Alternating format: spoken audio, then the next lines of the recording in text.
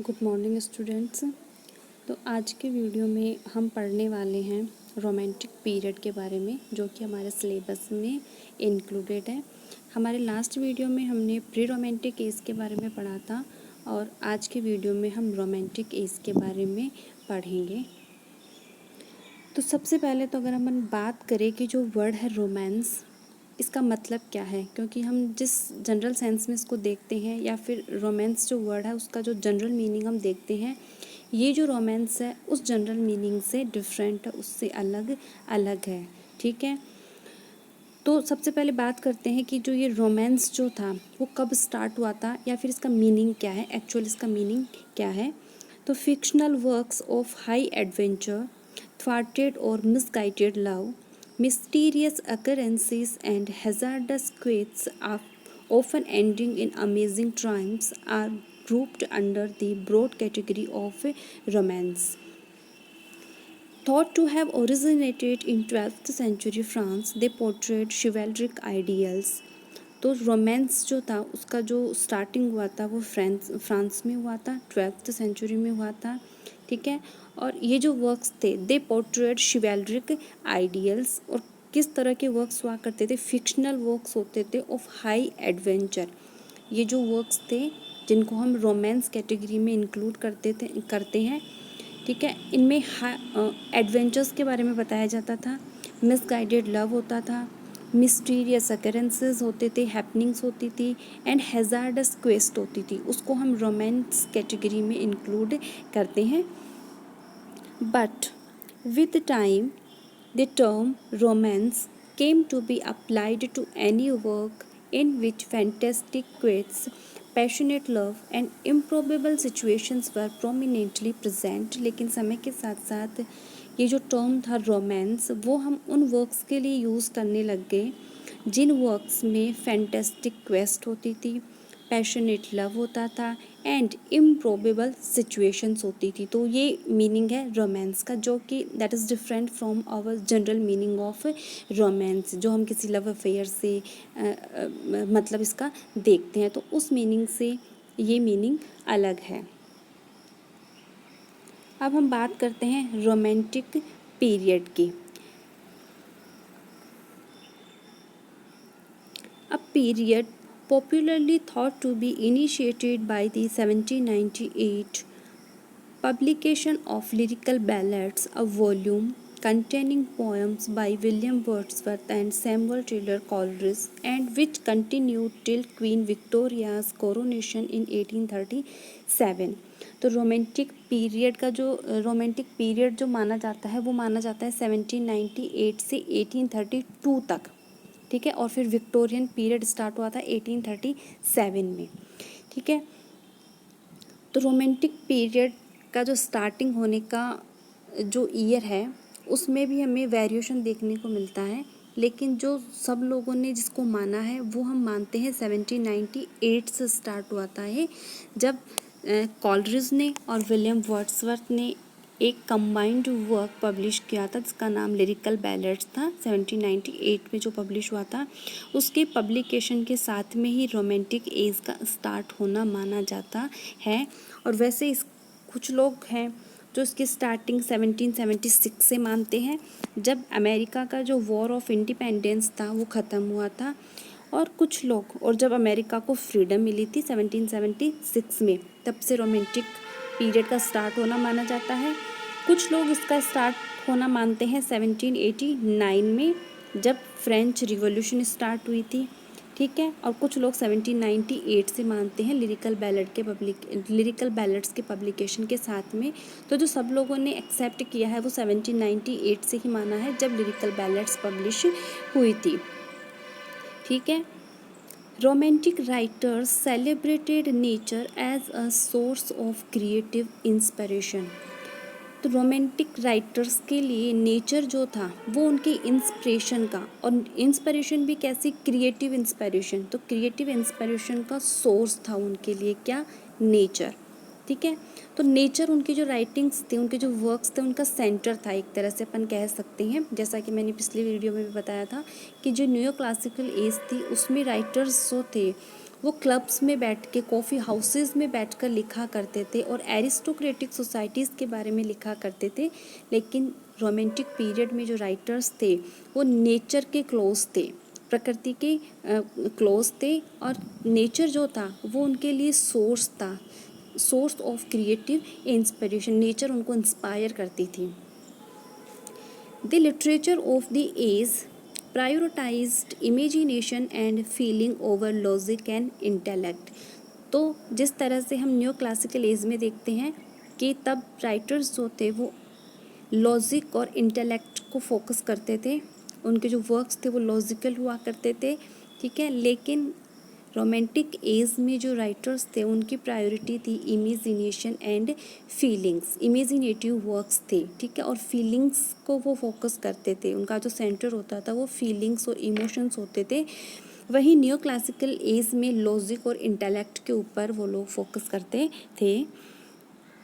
Individual freedom was celebrated while oppressive political and social systems were critiqued. और romantic as में oppressive जो political और social systems थे उनको क्रिटिसाइज़ किया गया, फ्रीडम के ऊपर फोकस किया गया, ठीक है। And individual freedom was celebrated, तो इंडिविजुअल फ्रीडम को सेलिब्रेट कर रहे थे, और वहीं जो ऑप्रेसिव पॉलिटिकल और सोशल सिस्टम्स थे उनको कंडेम कर रहे थे, उनको क्रिटिसाइज़ किया जा रहा था। Poetry as a literary genre flourished during the age, और इस एज में पोइट्री लिटरेरी जॉनर के रूप में फ्लरिश हुई थी। The romantics rejected reason as being an inadequate tool for deeper and complete knowledge. और जिस तरह से न्यू क्लासिकल राइटर्स ने रीज़न को फोकस किया था, उनका जो सेंटर था वो लॉजिक था, इंटेलेक्ट था, रीज़न था, उसी तरह से रोमांटिक एज में जो राइटर्स थे उन्होंने रीज़न को, लॉजिक को और इंटेलेक्ट को रिजेक्ट कर दिया था। क्यों रिजेक्ट कर दिया था? As being an inadequate tool for deeper and complete knowledge, क्योंकि उनके अकॉर्डिंग रीज़न जो है वो इनएडिक्वेट टूल है, ये सफिशिएंट टूल नहीं है, इनएडिक्वेट है, एडिक्वेट नहीं है, किसके लिए? For deeper knowledge, for deeper and complete knowledge. तो रोमांटिक राइटर्स को लगता था कि इमोशंस का होना, फीलिंग्स का होना, इमेजिनेशन का होना, ये सब डीपर और कंप्लीट नॉलेज के लिए नेसेसरी है, बजाय रीज़न के, इंटेलेक्ट के, लॉजिक के।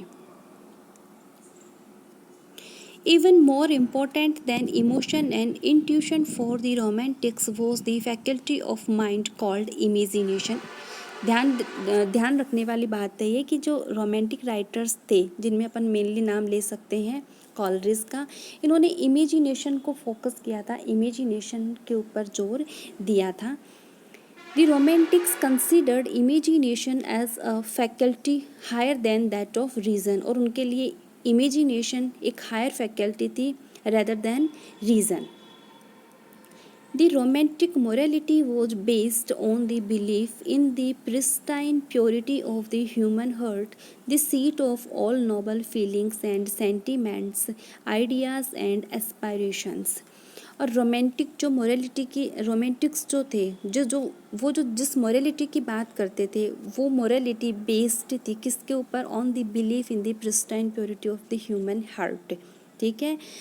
और ह्यूमन हार्ट जिसको माना जाता है the seat of all noble feelings and sentiments, ideas and aspirations, ठीक है। For them therefore heart is sacred, intellect is suspect, even villainous. और रोमांटिक्स के लिए हार्ट जो है वो सैक्रेड है, वो प्योर है, वहीं इंटेलेक्ट जो है वो सस्पेक्ट है। हम इंटेलेक्ट के ऊपर इंटेलेक्ट को सस्पेक्ट कर सकते हैं, उसके ऊपर डाउट्स कर सकते हैं, लेकिन हार्ट जो है, जिसको कि रोमांटिक राइटर्स ने सीट माना है, seat of what? Seat of all noble things, seat of all noble feelings, seat of all sentiments, seat of all the ideas and aspirations. तो वो हार्ट जो है वो सैक्रेड है, जबकि इंटेलेक्ट जो है उसको हम डाउट कर सकते हैं, वो सस्पेक्ट कर सकते हैं हम उसको, इवन विलेनियस। और यहाँ तक कि रोमांटिक्स राइटर्स इंटेलेक्ट को कभी कभी विलेनियस भी कहते हैं, विलेन भी बताते हैं। रोमांटिक्स के लिए heart is warm, intellect is cold. Heart warm है, intellect is cold. Feeling is warm, reason is cold. Experience is warm, form is cold. वो एक्सपीरियंस करने पर जोर देते थे, फोर्स करते थे, बजाय फॉर्म के, कि आप किस फॉर्म में अपने वर्क्स को क्रिएट कर रहे हो, वो इम्पोर्टेंट नहीं था। उनके लिए इम्पोर्टेंट था एक्सपीरियंस करना, उनके लिए इम्पोर्टेंट था हार्ट, उनके लिए इम्पोर्टेंट थी फीलिंग्स। रीज़न उनके लिए इम्पोर्टेंट नहीं था, इंटेलेक्ट उनके लिए इम्पोर्टेंट नहीं था, फॉर्म उनके लिए इम्पोर्टेंट नहीं था। A direct consequence of the romantic emphasis on emotion, of its reliance on imagination, and of its making knowledge a matter of experience was that the ruling spirit of the age in literature became lyrical। ये spelling became है, by mistake ये गलत type हो गई है। तो जो Romantics जो थे, जिन्होंने एम्फेसाइज किया था किसके ऊपर, इमोशंस के ऊपर, फीलिंग्स के ऊपर, ह्यूमन हार्ट की प्योरिटी के ऊपर, इसका रिजल्ट था कि इस एज में जो लिटरेचर था, जो पोएम्स थी वो लिरिकल थी, या फिर अपन कह सकते हैं कि पोएम्स ज़्यादा लिखी गई थी इस एज में। और उसका जो रीज़न था वो ये था, उसका जो रीज़न था वो यही था कि जो रोमांटिक्स थे वो इमोशंस के ऊपर और इमेजिनेशंस के ऊपर एम्फसाइज करते थे, जोर देते थे। इसीलिए इस एज की जो रूलिंग स्पिरिट थी बिकेम लिरिकल। वो क्या बन गई थी, लिरिकल बन गई थी। Romantic literature aimed to particular writers themselves rather than conforming to a prevailing poetic rhetorical model. Spelling फिर से गलत टाइप हो गई है, स्पेलिंग मॉडल है MODEL। और हम ये भी कह सकते हैं कि यहाँ पर जो रोमांस जो वर्ड है उसका मतलब ये भी है कि पहले से जो भी प्रिवेलिंग पोइट्रिक मॉडल थे उसको वो लोग फॉलो नहीं कर रहे थे। उन्होंने रिस्क लिया था कुछ अलग तरह के वर्क्स क्रिएट करने का। तो जो पहले से प्रिवेलिंग जो मॉडल्स थे राइटिंग के, उनको वो फॉलो नहीं कर रहे थे। ठीक है, वो किसी पर्टिकुलर रेटोरिक और पर्टिकुलर पोइट्रिक मॉडल को फॉलो नहीं कर रहे थे। In his preface to the lyrical ballads, Wordsworth emphasized the need for poetic diction to reflect the language of the common man.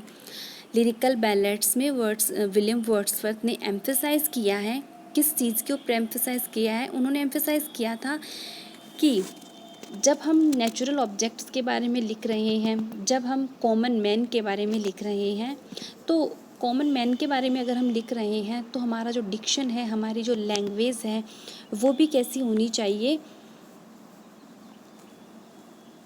ऐसी होनी चाहिए जो कॉमन मैन की लैंग्वेज को रिफ्लेक्ट कर सके।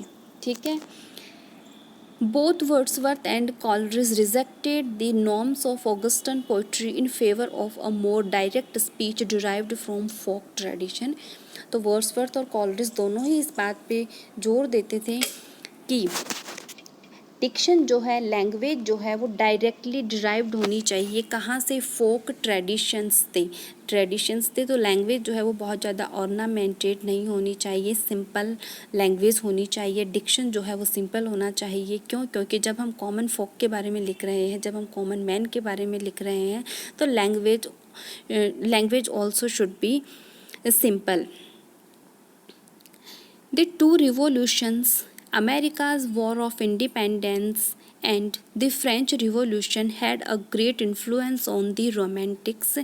तो जो दोनों जो रिवॉल्यूशंस हुई थी 1776 में, जो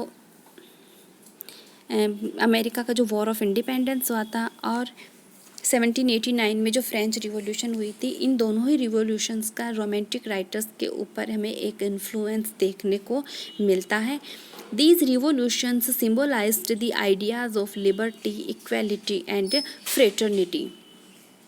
The desire for the simple, the rustic and the democratic was variously expressed।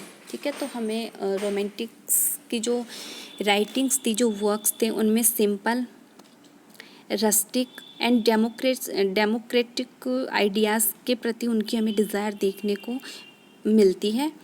All romantic poets, however, yearned for an existence away from the corrupting influences of civilization.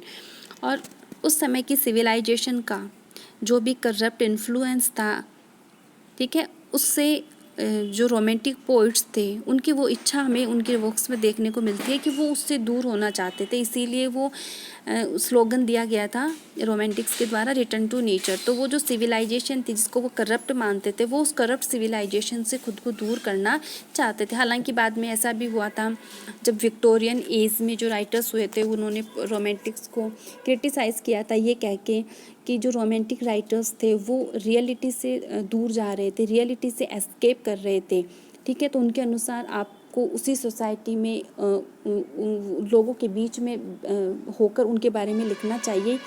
ऐसा नहीं हो सकता है कि आप उस चीज़ से खुद को उस चीज़ से एस्केप करो, आप कहीं बाहर जाओ, ठीक है, और उसके बाद में लिखो। तो इस तरह से विक्टोरियन एज के राइटर्स ने रोमांटिक जो राइटर्स थे उनको क्रिटिसाइज़ भी किया था बाद में। They writings were a call for a return to nature, और उनकी जो राइटिंग्स थी वो ऐसी थी जैसे कि रिटर्न टू नेचर, वापस से प्रकृति की तरफ लौटो। तो ये कुछ कैरेक्टरिस्टिक्स थे, ये कुछ फीचर्स थे जो हमें रोमांटिक एज में देखने को मिलते हैं, ठीक है। तो इसके बाद में अगला जो हमारा वीडियो होगा उसमें हम रोमांटिक पोइट्री के बारे में, प्रोज के बारे में पढ़ेंगे।